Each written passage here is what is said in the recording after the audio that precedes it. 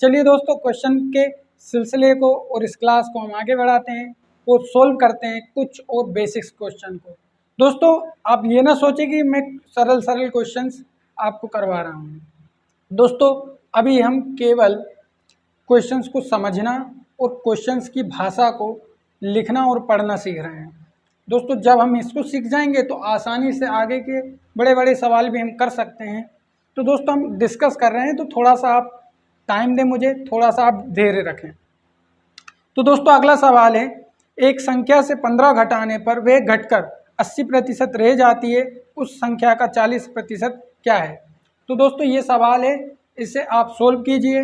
ये मैंने आपके सामने इस सवाल के ऑप्शंस रख दिए हैं, आप सोल्व कीजिए और आंसर अपने आप से भी निकाल कर देखिए, वरना हम तो डिस्कस कर ही रहे हैं।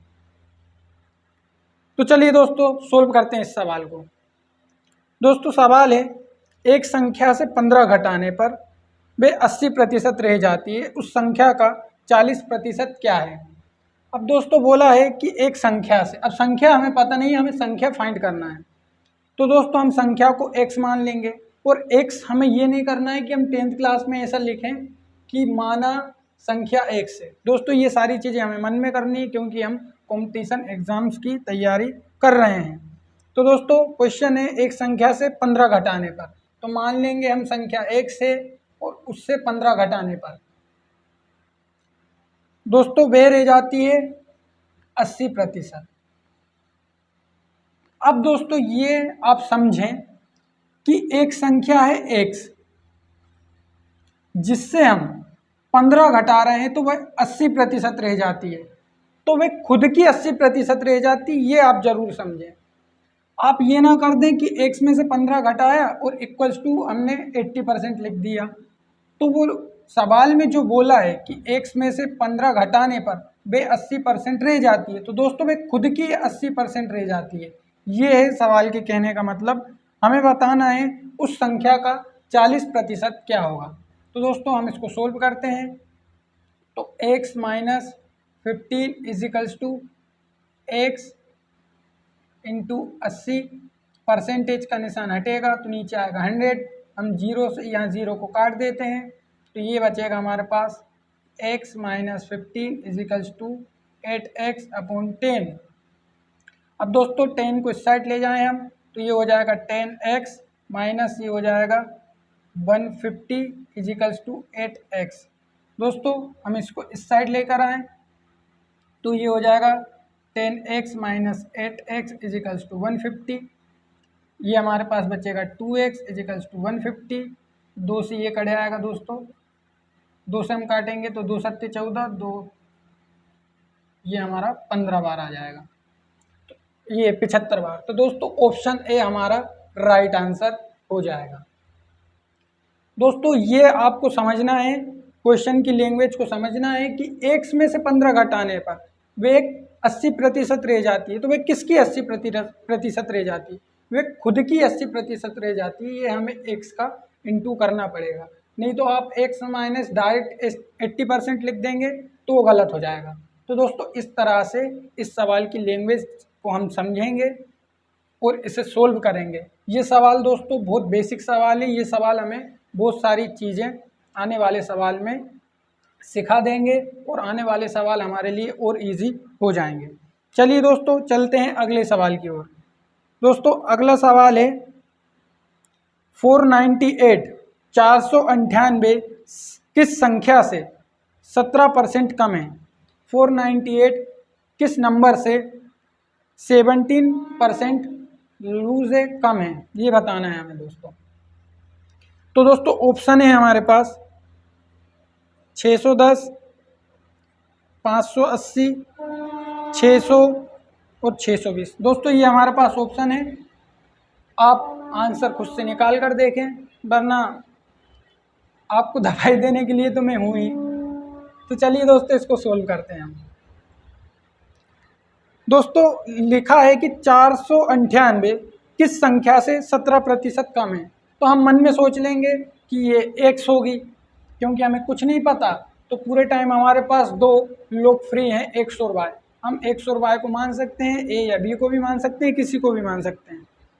तो दोस्तों हम मान लेंगे कि 498 हमारी एक्स से 17% कम है। 498 एक्स से 17% कम है, यानी कि 498 एक्स का दोस्तों 83% है। ये मैंने पिछली क्लास में आपके साथ डिस्कस किया था कि हम ऐसा क्यों कर रहे हैं। अगर आपको ये बात समझ नहीं आ रही तो आप पहले पिछली क्लास को देखें, उसके बाद आगे बढ़ें। तो दोस्तों ये रह जाएगा 83%। जब हम परसेंट का चिन्ह हटाएंगे तो 498 इजिकल्स टू एक्स का ये हो जाएगा 83/100। अब दोस्तों हम इसका इस साइड इसको इस साइड लेकर जाएंगे तो 498 इंटू 100/83 इधर आ जाएगा इक्वल्स टू एक्स। दोस्तों अब यहाँ पर देखिए कैलकुलेशन थोड़ा सा कठिन है। 83 से हमें 498 को काटना है। तो दोस्तों यहाँ पर आप ऐसे दिमाग लगाएं कि किसका इंटू करें 83 में कि 498 हमारे पास आ जाए, किसका इंटू करें कि 83 में 498 हमारे पास आ जाए। तो दोस्तों हम इसके लास्ट डिजिट को देखें।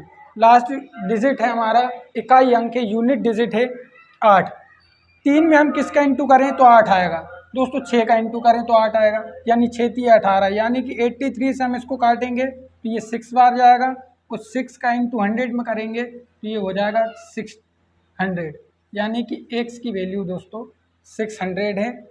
और 600 हमारा ऑप्शन नंबर सी यही हमारा आंसर है। उम्मीद करता हूँ दोस्तों आप मेरी भावनाओं को और सवाल की भावनाओं को समझ पा रहे होंगे। चलिए दोस्तों आगे बढ़ते हैं अगले सवाल की ओर।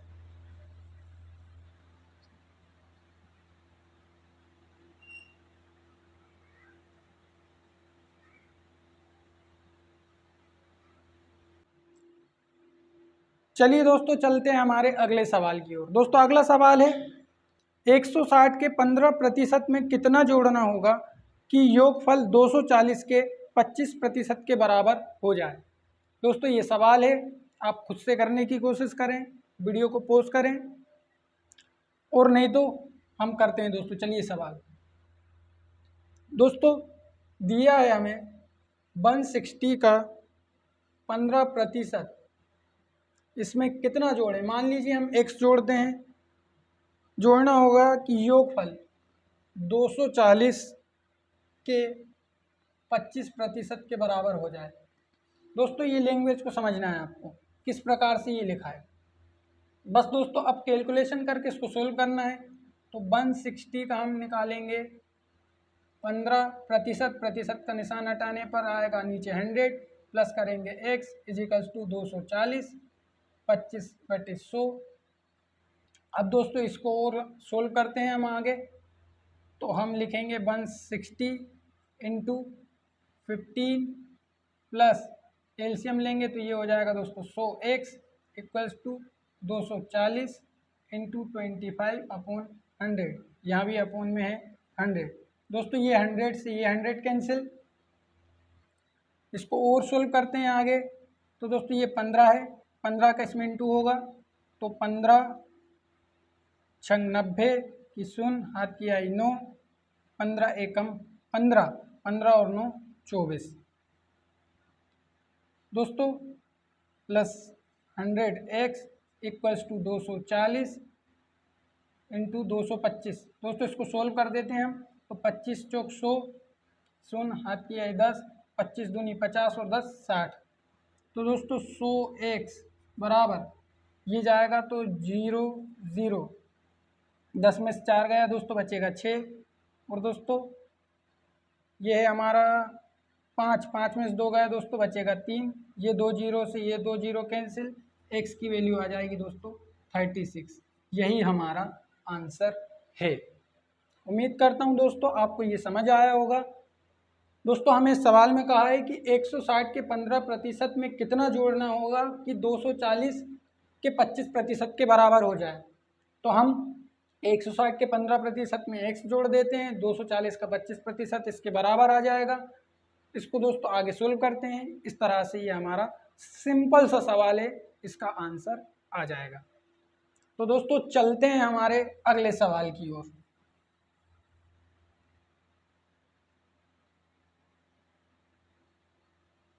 दोस्तों सवाल सुने आप। दोस्तों अगला सवाल है 24.2 का 16% और 2.42 का 10% का योगफल क्या होगा। दोस्तों इस सवाल को आप खुद सोल्व करें, आपको ना आए तो मुझे कमेंट करके बताएं, फिर हम अगली क्लास में इसको सोल्व करेंगे। चलिए दोस्तों चलते हैं हमारे अगले सवाल की ओर। दोस्तों अगला सवाल है यदि 80 के y प्रतिशत का x प्रतिशत 900 के 25% के बराबर हो तो x इंटू वाई का मान क्या होगा। दोस्तों ऑप्शंस हैं 30। दोस्तों ऑप्शंस मैं बोल देता हूं, आप ऑप्शंस को समझें। ऑप्शंस हैं दोस्तों 30,100, 32,500, 28,125 और 34,200। दोस्तों ये ऑप्शन से आप क्वेश्चन को करें और सोल्व करने की कोशिश करें, फिर हम सवाल को करते हैं। तो चलिए दोस्तों सवाल को करते हैं हम। दोस्तों कहा है 80 के y प्रतिशत का x प्रतिशत, तो हम लिख देते हैं 80 के y प्रतिशत का भी x प्रतिशत 900 के 25% के बराबर है। हमें x इंटू वाई बताना है, सिंपल सा सवाल है। तो दोस्तों इसको सोल्व करते हैं हम। तो 80 का y प्रतिशत का निशान हटाने पर नीचे 100 आएगा into x upon 100 equals to 900 into 25 upon 100। अब दोस्तों ये 100 से ये 100 कैंसिल हो जाएगा हमारा, ये 0 से ये 0 कैंसिल हो जाएगा, और दोस्तों क्या बचा है हमारे पास कुछ कैंसिल होने को। चलिए दोस्तों पक्षांतर करते हैं। तो x इंटू वाई इस साइड रहने देते, बाकी सारी चीज़ों को इस साइड ले चलते हैं। तो 900 इंटू 25, 8 आएगा दोस्तों नीचे, 0 जाएगा दोस्तों ऊपर। तो दोस्तों हम इसको सोल्व करते हैं। तो 8 से हम इसको काटेंगे, तो दोस्तों काटने से अच्छा दोस्तों हम इसको डायरेक्ट हल करें। नीचे 8 है दोस्तों, यहाँ पर आप देखें कि लास्ट डिजिट है 00। दोस्तों जब हम इसको 8 से काटेंगे तो यहाँ पर लास्ट में 00 नहीं आएगा, यानी कि हमारे ऑप्शन नंबर 1, ऑप्शन नंबर 2 और ऑप्शन नंबर 3 नहीं दोस्तों, ऑप्शन नंबर 1, ऑप्शन नंबर 2 और ऑप्शन नंबर 4 ये आंसर नहीं हो सकते। आंसर हमारा ऑप्शन नंबर 3 होगा, क्योंकि हम जब इसको 8 से काटेंगे तो हमारा यूनिट डिजिट यानी लास्ट का अंक दोस्तों 0 नहीं आएगा, वो और कुछ आएगा। और दोस्तों जब भी हम 0 में यानी कि जिसके अंक में भी लास्ट में 0 हो, जिस भी नंबर में, उसे किसी भी नंबर से डिवाइड करें तो हमारे पास आता है 5। तो दोस्तों लास्ट में हमारा 5 आएगा, यानी कि ऑप्शन नंबर 3 हमारा डायरेक्ट आंसर हो जाएगा। और नहीं तो हम इसे सोल्व कर कर भी देख सकते हैं दोस्तों। दोस्तों ये हो जाएगा हमारा 25 नमा का 225, 1 2 3 बटे 8। दोस्तों इसको आप सोल्व करेंगे तो आएगा ये 8 एकम 8, 8 दूनी 16, इधर बचेगा दोस्तों 6, तो ये हो जाएगा 8 अठैया 64, यानी कि हमारा ऑप्शन नंबर 3 आराम से मैच कर रहा है। तो हमें आगे सोल्व करने की ज़रूरत नहीं है दोस्तों, इस तरह से दिमाग लगाकर भी हम आराम से आंसर को ला सकते हैं। चलिए दोस्तों चलते हैं अब अगले टाइप की ओर। दोस्तों आज की क्लास का एक इम्पोर्टेंट टाइप है चुनाव वाले प्रश्न। दोस्तों चुनाव वाले प्रश्न और एरिया रिलेटेड प्रश्न आज की हमारी क्लास में हम करेंगे और समझेंगे। बहुत इजी तरीके से मैं आपको समझाने की कोशिश करूंगा चुनाव संबंधी प्रश्न। 2024 में दोस्तों चुनाव आने वाला है, चुनाव कैसे होते हैं इस पर भी मैंने इंडियन पॉलिटी के लिए एक वीडियो बनाने का आइडिया सोचा है। दोस्तों आप ज़रूर प्लेलिस्ट में जाएं, आपको वहाँ पर इंडियन पॉलिटी की प्लेलिस्ट मिलेगी, वहाँ पर आप जाकर मेरे चुनाव वाली वीडियो को भी ज़रूर देखना। तो चलिए दोस्तों शुरू करते हैं चुनाव वाले प्रश्न। दोस्तों थोड़ा सा आप बेसिक समझें, उसके बाद हम स्टार्ट करते हैं।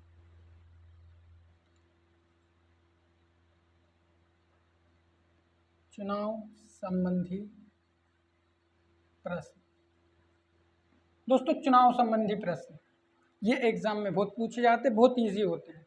दोस्तों जब भी चुनाव होता है तो मान लीजिए कि दो लोग हैं, मान लीजिए एक बीजेपी है, एक दोस्तों हमारी कांग्रेस पार्टी है, दोस्तों एक हमारी आम आदमी पार्टी है, एक हमारी टीएमसी है। हम इन पार्टी से ही समझ लेते हैं क्योंकि 2024 में चुनाव है, हम इससे समझें। दोस्तों जब भी चुनाव होता है तो चुनाव के परिणाम फर्स्ट और सेकंड इन दो लोगों के बीच में हम निकालते हैं। दो लोगों के बीच में ही चुनाव का परिणाम निकाला जाता है।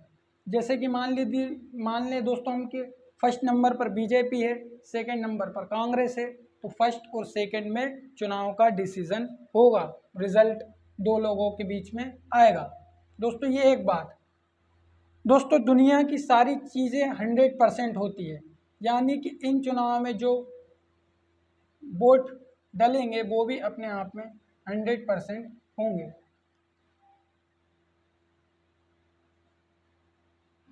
पेन भी नहीं चलता। दोस्तों जो वोट डलेंगे वो भी अपने आप में 100% होंगे। मतदाता यानी कि दोस्तों वोटर, ये भी अपने आप में 100% होंगे। तो दोस्तों ये आप समझकर रखें अपने दिमाग में, इस बात को अच्छे से बैठा लें। हम कुछ ट्रिक्स भी यहाँ पर यूज़ करेंगे। वैसे ट्रिक्स की ज़रूरत इन सवालों में नहीं पड़ती, लेकिन दोस्तों मान लीजिए एक दवाई से हमें फ़ायदा नहीं होता तो हम दूसरी दवाई को भी खाकर देखेंगे। तो दोस्तों ये बात आप ध्यान रखें कि फर्स्ट और सेकंड में चुनाव का परिणाम आएगा। वोट अपने आप में 100% होते हैं, दुनिया की सारी चीज़ें अपने आप में 100% होती है। दोस्तों मतदाता भी अपने आप में 100% होंगे, ये बात आप ध्यान रखें। अब दोस्तों यहाँ पर थोड़ा सा और बेसिक समझें आप कि दोस्तों मान लीजिए कि 5000 वोट हैं, तो ये अपने आप में 100% है। अब दोस्तों जब मतदान होने के बाद रिजल्ट आएगा तो रिजल्ट में दोस्तों एक व्यक्ति को यानी कि फर्स्ट पोजीशन वाले को ज़्यादा वोट मिलेंगे, सेकंड पोजीशन वाले को थोड़े से कम वोट मिलेंगे, और इन दोनों के बीच में ही हमें वोट का प्रतिशत दिया जाएगा। मान लीजिए दोस्तों बीजेपी को मिला है 60% और कहा है कि आप डायरेक्ट ये बोल दिया कि कांग्रेस को कितना प्रतिशत मिला है। दो पार्टियों ने चुनाव लड़े हैं, एक बीजेपी है एक कांग्रेस है, तो हमें बताना है कि अगर 60% वोट मिले हैं हमारी बीजेपी को तो कांग्रेस को कितने मिले हैं। तो दोस्तों दुनिया में सारी चीज़ें 100% हैं, अगर 60% बीजेपी को मिला है तो हम 100 में से 60 को घटाएंगे तो 40% मिला है कांग्रेस को, और इस तरह से कांग्रेस पार्टी दूसरे स्थान पर है। तो दोस्तों ये एक बेसिक सी बात है, ये आप ध्यान रखें। दोस्तों एक और बात, अब दोस्तों मान लीजिए ये कहा है कि 5000 वोट हैं और दो पार्टियों ने चुनाव लड़ा है, एक कांग्रेस है एक बीजेपी है। अगर दोस्तों बीजेपी को 60% वोट मिले हैं तो कांग्रेस को कितने वोट मिले हैं, वोटों की संख्या बताइए। तो दोस्तों 60% मिला है हमारे बीजेपी को, तो हम 5000 का 60% निकालेंगे, 5000 का 60% निकालेंगे और उसे 5000 में से घटा देंगे तो हमारे पास कांग्रेस को जितने वोट मिले हैं उसका आंसर आ जाएगा।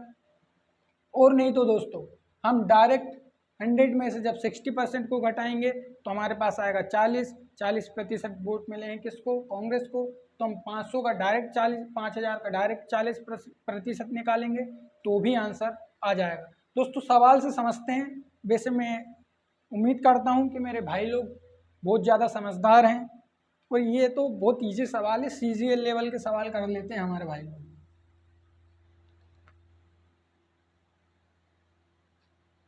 चलिए दोस्तों शुरू करते हैं सवालों के सिलसिले को। सवालों को सोल्व करने की अब हम कोशिश करते हैं। तो दोस्तों पहला सवाल है, कॉलेज के चुनाव में 2 उम्मीदवार हैं। एक उम्मीदवार को डाले गए मतों का 60% मत प्राप्त हुआ है और वह 16,000 मतों से जीता है। तो हमें कुल डाले गए मतों की संख्या बताना है। तो दोस्तों ए को मिला है मान लीजिए 60%। तो दोस्तों हर चीज़ 100% होती है, तो 100% यानी कि ए को 60% मिला है, तो दोस्तों बी को मिला है 40%। अब दोस्तों हम दिख नहीं पा रहा है, दोस्तों ए को मिला है 60% और बी को मिला है 40%। तो दोस्तों इन दोनों के बीच का हम डिफरेंस लेंगे। क्यों लेंगे? क्योंकि दोस्तों ए को अगर 60% मिला है और बी को मिला है 40%, यानी कि ए 60% मत लाया है और बी 40% लाया है, तो दोस्तों ए बी से 20% मतों से जीत चुका है, 20% से जीता है। तो दोस्तों इस 20% की वैल्यू हमें दी गई है 16,000। दोस्तों ये ऐसा इसलिए लिखा जाता है क्योंकि दोस्तों 20% दोनों के बीच का डिफरेंस, यानी कि ए 20% से जीत चुका है, वो जीतने वाले जो मत हैं इसके पास वो हैं दोस्तों 16,000। तो दोस्तों 20% हमारे पास वैल्यू है परसेंटेज में और 16,000 हमारे पास वैल्यू है किस में दोस्तों, ये वैल्यू हमारे पास संख्या में, नंबर में। तो 20% इजिकल्स टू हम 16,000 लिखेंगे और दोस्तों इसको हम ऐसा करेंगे कि 16,000 अगर 20% है तो 100% क्या होगा। तो दोस्तों आप 0 से काटेंगे, ये 0 कट जाएगा, 2 से इसको काटेंगे दोस्तों ये 8 बार, यानी कि आंसर आ जाएगा दोस्तों हमारा 80,000। तो दोस्तों इस तरह से इसको करते हैं। उम्मीद करता हूँ आपको सवाल समझ आया होगा। नहीं आया हो तो दोस्तों हम चलते हैं अगले सवाल की ओर, जहाँ पर आपको सवाल और अच्छे से समझ आएंगे। तो दोस्तों हमारा अगला सवाल समझें आप। हमारा अगला सवाल और भी अच्छा सवाल है दोस्तों। इसमें कहा है कि एक चुनाव में 8% मतदाताओं ने अपना मत नहीं दिया। चुनाव में केवल 2 उम्मीदवार थे। जीतने वाले ने कुल मतों के 48% मत प्राप्त कर अपने विरोधी को 1100 मतों से हराया। चुनाव में मतदाताओं की कुल संख्या कितनी थी? कुल मतदाताओं की संख्या पूछ रहा है। अब दोस्तों क्या कहा है, एक चुनाव में 8% मतदाताओं ने अपना वोट नहीं दिया। हो सकता है काम धंधे से बाहर गए हों, हमारी तरफ फ्री तो नहीं है। तो दोस्तों 100% में से 8% ने मत नहीं दिया, तो हम माइनस कर देंगे 8% को, यानी कि 92% ने मत दिया है। ठीक है दोस्तों, इसके बाद आप समझें कि चुनाव में 2 उम्मीदवार हैं। एक उम्मीदवार है दोस्तों ए और एक उम्मीदवार है बी, मान लीजिए। अब दोस्तों कहा है कि जीतने वाले ने कुल मतों के 48% मत को प्राप्त किया है। कुल मत दोस्तों 100% ही रहेगा, 92% कुल मत नहीं है। हमें कहा है कि जीतने वाले व्यक्ति ने कुल मतों का 48% प्राप्त किया है, तो यानी कि उसने कुल मत का 48% लिया है। दोस्तों ये बात की गई है जीतने वाले व्यक्ति के लिए, और जीतने वाला व्यक्ति हमारे पास ए है। आप इस बात को अच्छे से गौर से समझें। अब दोस्तों इसके बाद क्या कहा है, और वे 1100 मतों से जीत जाता है। तो दोस्तों अब ए को तो 48% मिला है, अब बी को दोस्तों कितना परसेंटेज मिला है ये कैसे समझ आएगा? क्योंकि इसको हम 100 में से माइनस करें या 92 में से, क्योंकि 92 हमारे पास लीगल है और 100 हमारे पास कुल मत है। तो दोस्तों हम इसे 92 में से घटाएंगे। क्यों? क्योंकि हमें ए के लिए कहा गया है, जीतने वाले व्यक्ति के लिए कहा गया है कि उसने कुल वोट के, कुल मतों के 48% को लिया है। और बी को दोस्तों हम निकालेंगे 92 में से 48 को माइनस कर कर, तो 12 में से 8 आएगा तो दोस्तों ये बचेगा 4, और दोस्तों 8 में से 4 जाएगा तो दोस्तों ये भी बचेगा 4। तो दोस्तों इन दोनों के बीच में डिफरेंस, यानी कि ए 48 लाया है, बी 44 लाया है, तो ए कितने परसेंट वोटों से जीता है? 4%। और 4% वोटों से जीता है, तो 4% की वैल्यू दोस्तों हमें दी गई है 1100, यानी कि 1100 अगर दोस्तों 4% है तो 100% क्या होगा? तो दोस्तों 4 से आप इसको काट दीजिए 25 बार, 25 का आप इससे इंटू करेंगे तो दोस्तों आंसर आएगा हमारा 25 से कम 25, 25 और 2 27, यानी कि 27,500 ये हमारा आंसर आएगा। Option number D is the right answer. अब दोस्तों चलते हैं अगले सवाल की ओर। आपको सारी चीज़ें समझ आएगी, आप टेंशन ना लें, बस समझें। दोस्तों हमारा अगला सवाल है,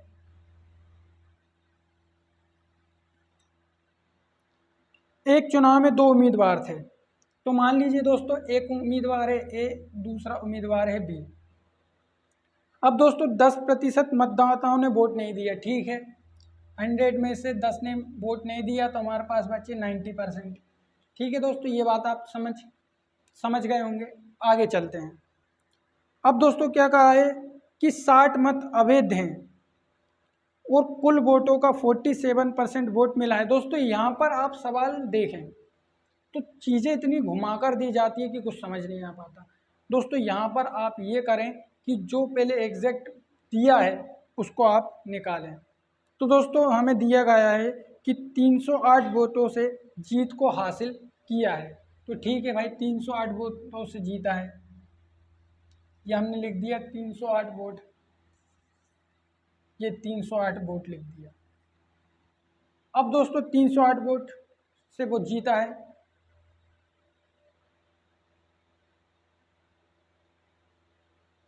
इसके बाद क्या कहा है, जिसमें से 60 वोट अवैध पाए गए।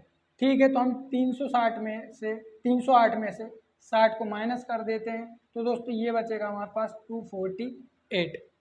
ठीक है, अब हमारे पास आगे क्या गया है, पहले उम्मीदवार को कुल वोटों का 47, कुल वोट यानी 100%, 100% का 47% मिला है। तो बी को कितना मिलेगा? तो दोस्तों हम 90 में से 47 को घटाएंगे, ये बात समझने वाली है, क्योंकि हमें कुल मत की बात कही है जीतने वाले के लिए। तो 47 ठीक है, हम 100 में से माइनस कर देंगे, 100 में से निकालेंगे, लेकिन बी के लिए हमें 90% में से निकालना पड़ेगा। तो दोस्तों 90 में से हम 47 को माइनस करेंगे तो ये बचेगा 3, ये बचेगा 4, यानी कि 43% इसे प्राप्त हुआ। दोनों के बीच में हम डिफरेंस देखें, ए कितने से जीता है दोस्तों, ये जीता है 4% से। 4% की वैल्यू है 248, यानी कि 248 अगर 4% है तो 100% क्या होगा? तो दोस्तों 4 से ये कट आएगा 25 बार, 25 का आप इसमें इंटू करेंगे तो दोस्तों ये आएगा 6200। यही हमारा आंसर है।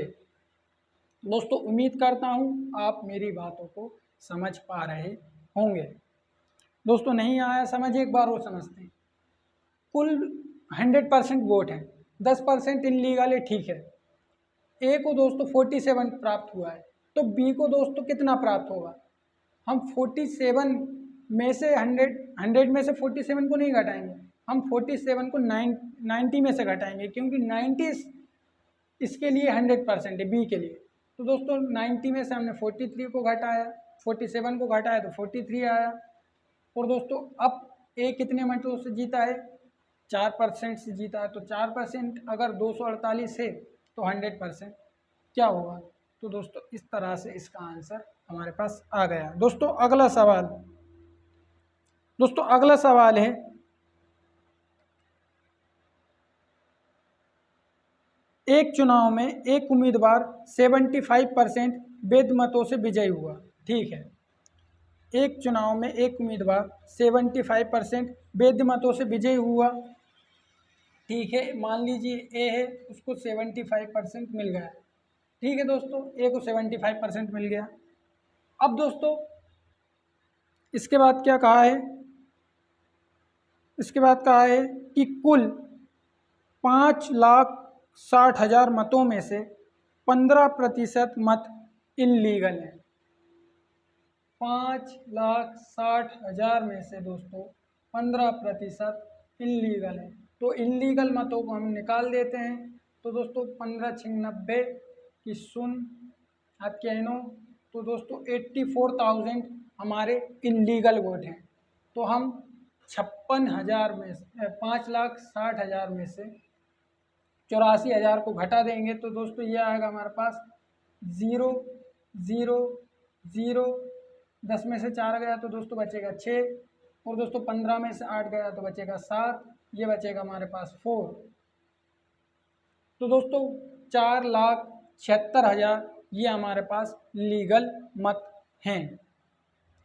अब दोस्तों क्या कहा है कि चुनाव में उम्मीदवार को 75% वैध मतों का प्राप्त हुआ है। हमें वैध मत का बात पूछा है, वैध मत का कहा है, हमें इससे कोई मतलब नहीं होना चाहिए, अब हमें इससे मतलब है। तो दोस्तों विजयी उम्मीदवार को कितने प्रतिशत वोट मिले हैं, कितने वोट मिले हैं, कुल वोटों की संख्या पूछिए। तो कुछ नहीं दोस्तों, आप डायरेक्ट 47 पेन भी नहीं चल रहा है यार, 476,000 का 75% निकाल देंगे, आपका आंसर आ जाएगा दोस्तों, ये आएगा 35700। आप इसको सोल्व करेंगे, आपके पास आंसर आ जाएगा। तो चलिए दोस्तों चलते हैं हमारे अगले सवाल की ओर। अब दोस्तों हमारा अगला सवाल क्या कह रहा है, अगले सवाल की तरफ हम आगे बढ़ते हैं कि एक चुनाव में 2 उम्मीदवार है, 10% मत डाले नहीं जाते हैं। एक उम्मीदवार डाले गए मतों का 60% मत प्राप्त करके 720 मतों से जीत जाता है, तो कुल मतों की संख्या क्या होगी। तो दोस्तों 10% वोट नहीं डाले गए, ठीक है, नहीं डाले गए तो 100 में से 10 गए तो दोस्तों बचा 90%, ये 90% बचा। अब दोस्तों ए ने इस 90 का 60% प्राप्त किया है, ठीक है। तो दोस्तों अगर ए ने 60% प्राप्त किया है तो दोस्तों बी ने कितना प्राप्त किया होगा। तो दोस्तों बी ने प्राप्त किया है इसका 40%। अब दोस्तों इसको करना क्या है, हमें इन दोनों का आप डिफरेंस लें, ये आएगा दोस्तों 20%, और 20% की वैल्यू हमारे पास दी गई है दोस्तों 720। तो आप 720 अगर 20% है तो 100% क्या होगा, ये 0 से ये 0 गया दोस्तों, ये 2 से कट जाएगा दोस्तों 36 बार, तो ये आ जाएगा हमारे पास 3600, यानी कि 3600 दोस्तों वोट डाले गए हैं। अब आप इसे एक बार और समझें दोस्तों, 100% में से 90% वोट लीगल है, यानी कि 10% वोट नहीं डाले गए। तो दोस्तों ए ने शेष वोटों का 60% लिया है, तो बी ने कितना लिया दोस्तों 40। तो हम दोनों के बीच का अंतर ले लेते हैं ना डायरेक्ट, हम 90 का 60% निकालेंगे, फिर 90 का 40% निकालेंगे और दोनों को घटाएंगे। तो हम डायरेक्ट इसका दोस्तों डिफरेंस ले लेते हैं और घटा देते हैं, और जो आएगा उसका हम इक्वल में रख देंगे, क्योंकि हमने लास्ट में जाकर घटाना तो है ही। तो दोस्तों ये हमारे सवाल का आंसर है।